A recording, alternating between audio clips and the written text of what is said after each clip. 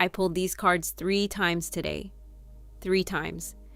Because what came up the first time was so specific, so tender, so exactly what I felt someone needed to hear that I had to make sure I was reading it right. And every single time, the same cards appeared in almost the same order, telling the same story. So if this video found you today, if something made you click, please don't scroll past this. What the cards have to say about the person who has been on your mind is something you have needed to hear for a long time. Hi, my name is Liz, and welcome to this reading. Before we begin, take a breath. Think of the person who came to your mind the moment you saw the title of this video. Don't overthink it. The first person. The one your heart went to before your head had a chance to argue. Hold them in your mind, and let's see what the cards have to say. I want to start by telling you the story that emerged from this spread, because these 6 cards together paint a picture so clear, so human, so achingly real, that I almost felt like I was reading someone's diary. This person, the one you're thinking of, has been fighting themselves. Not you, themselves. They have been in a war with their own heart for longer than they would ever admit out loud, and that war has been exhausting them in ways that are starting to show, in the way they go quiet sometimes, in the way they pull back right when things start to feel close, in the way they seem almost angry sometimes, not at you, but at something they can't name. What they can't name is how much they feel for you, and that is what these cards have come to tell you today. The first card that came up is the 7 of Swords, and the moment I turned it over, I understood everything about what this person has been doing. The 7 of Swords is the card of hiding, of taking something precious and tucking it away where no one can see it, of telling yourself a story that isn't quite true because the truth feels too dangerous to hold. This person has been hiding their feelings for you, deliberately, consciously. Not because they don't exist, because they exist so intensely that they terrified them. They looked at what they were starting to feel, and they made a decision. No, not this. I am not doing this. I am going to put this somewhere safe and lock the door and pretend it isn't there. So they pulled back. They created distance. They acted casual when nothing inside them was casual. They looked at you and gave you the version of themselves that felt safe, detached, unbothered, fine, while the version underneath was anything but fine. I want you to understand something about this card when it appears in a reading about someone's feelings. The hiding is never about you. The hiding is always about fear, and the size of the fear is directly proportional to the size of what they feel. You don't lock away something insignificant. You only hide the things that matter most. What they feel for you matters most.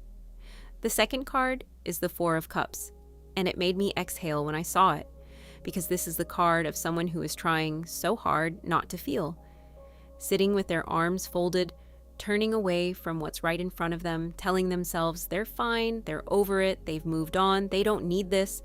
This person has been filling their days deliberately, staying busy, making plans, surrounding themselves with noise and people and distractions specifically so that the quiet doesn't come. Because in the quiet, you appear. Every single time, without permission, without warning, just there in the back of their mind, in that space behind their eyes right before they fall asleep. They tried to replace the thought of you. I want you to know that. They genuinely tried. Not because they wanted to hurt you, because they were trying to protect themselves.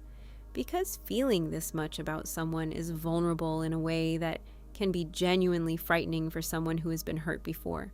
But here's what the 4 of Cups tells us. It didn't work. The distractions didn't hold. The busyness didn't last. Every road they tried to take away from you led them back to you. And the more they tried not to think about you, the more present you became. You live in them in a way they cannot evict. The third card stopped me. The Moon. If there is one card in the entire tarot deck that captures what it feels like to be inside your own confusion, to not understand your own emotions, to feel things so deeply and so unclearly that you can't even find the words for what's happening inside you, it is this one. This person is not confused about whether they feel something for you. They are confused about what to do with the fact that they do. There is a difference, and it matters. The moon tells me that right now this person is in a place of deep internal chaos. The feelings they have been suppressing have grown too large to stay suppressed. They are surfacing in dreams, in unexpected moments, in the way their chest does something strange when your name comes up, in the way they react a little too strongly to a mention of you, or try a little too hard to seem indifferent. They don't fully understand why this connection reaches them the way it does, why you specifically, why this specifically, why of all the people and situations in their life, it is you that breaks through every wall they build. They are standing in the dark asking those questions right now, and the moon says the answers are coming, the light is returning, the confusion is not permanent, it is the last stage before clarity. And then, the Lovers.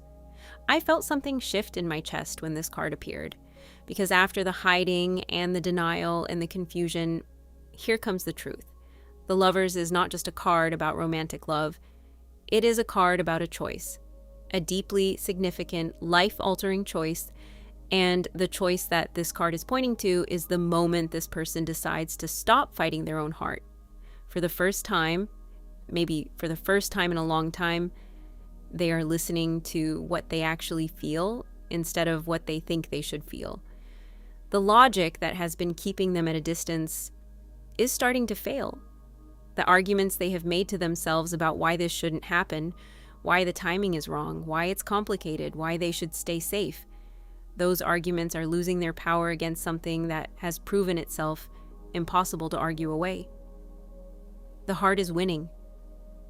And when the heart wins after being held down this long, when someone finally stops fighting themselves and allows themselves to feel the full force of what has always been there, the honesty that emerges is profound, raw, real, in a way that nothing performed or controlled ever could be. That honesty is about to reach you. The Eight of Wands came next, and I felt the energy of this entire reading shift, because this card means movement, fast movement. The kind that happens when something that has been held back for too long is suddenly released. Messages, contact, things that have been suspended in uncertainty suddenly finding their direction and moving towards you with a speed that catches you off guard. Something is coming. A message, a moment, a reach, something that breaks the silence that has sat between you. And it is closer than you think. The Eight of Wands doesn't speak in months. It speaks in days, in the sudden, the unexpected, this came out of nowhere but felt inevitable the moment it happened. Pay attention to your phone, pay attention to unexpected encounters, pay attention to the moments that feel almost too coincidental, because they are not coincidental at all. They are the Eight of Wands delivering what the heart finally decided to send, and the final card, the Ace of Cups. I have to be honest with you, when I turned this card over as the final card in this spread, I felt emotional, because the Ace of Cups is one of the most beautiful cards in the entire deck. It is the card of a new emotional beginning, of a heart that has been closed, locked, guarded, defended, finally opening, fully, without the armor. This card tells me that what is beginning between you and this person is not a continuation of the confusion and the hiding and the distance. It is something new, a new chapter, written with honesty instead of fear, a connection that gets to exist in the open instead of only in the hidden places inside them. The wall is coming down, not brick by brick, all at once, because that is how it works when someone has been holding something back this long. When the dam finally breaks, it doesn't trickle, it flows. And what flows toward you from this person when they finally stop holding it back is going to be everything you felt was there but were afraid to fully believe in. Believe in it. It was always real. They were always feeling it. And they are finally ready to stop pretending otherwise. The heart wins. It always wins. It just sometimes takes a little longer to convince the mind. And for this person, the convincing is done. If this reading found you today and something in it landed, please leave a comment below. Tell me which card hit you the hardest, like this video, if you felt this was your reading. That like is your way of saying, I receive this. Subscribe so you never miss a reading, and please share this with someone who needs to be told today that what they feel is real, and that it goes both ways. I'll see you in the next one.